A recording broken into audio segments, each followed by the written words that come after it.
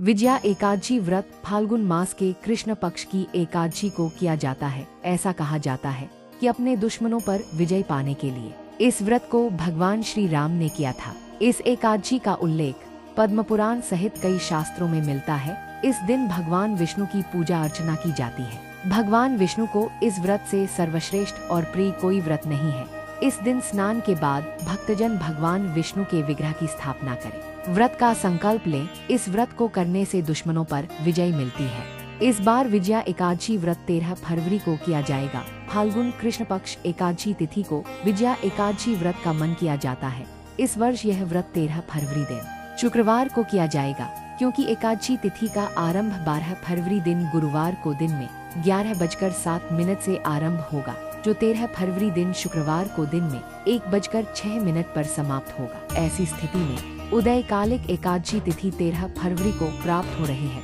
इस कारण से विजया एकादशी का मन 13 फरवरी दिन शुक्रवार को किया जाएगा। इस व्रत को करने से शत्रुओं पर विजय प्राप्त होती है। कोर्ट कचहरी सहित प्रतियोगी परीक्षाओं में विजय प्राप्त होती है। साथ ही साथ व्यक्ति का अपने इंद्रियों पर नियंत्रण रहता है। वैदिक पंचांग के अनुसार फाल्गुन माह के कृष्ण पक्ष की एकादशी तिथि आज 12 फरवरी को दोपहर 12:22 पर लग जाएगी, लेकिन इस दिन दशमी भी रहेगी। पुराणों में कहा गया है कि दशमी युक्त एकादशी का व्रत नहीं करना चाहिए। दरअसल गरुड़ पुराण के में कहा गया है कि गांधारी ने दशमी युक्त एकादशी का व्रत किया था और उसने अपने सभी पुत्रों का वध अपने सामने देख लिया। इसलिए दशमी युक्त एकादशी संतान के लिए सही नहीं होती।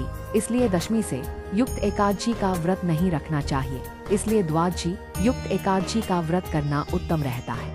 इसके अलावा अगर त्रयोदशी भी दिन में लग रही हो तो यह और भी उत्तम माना जाता है। पुराणों में द्वादशी युक्त और त्रयोदशी युक्त एकादशी के बारे में बताया गया है कि इस दिन व्रत करना चाहिए। अब 13 फरवरी को द्वादशी युक्त एकादशी रहेगी, इसलिए इस दिन व्रत कर सकते हैं। 13 फरवरी को दोपहर 02:25 पर होगा।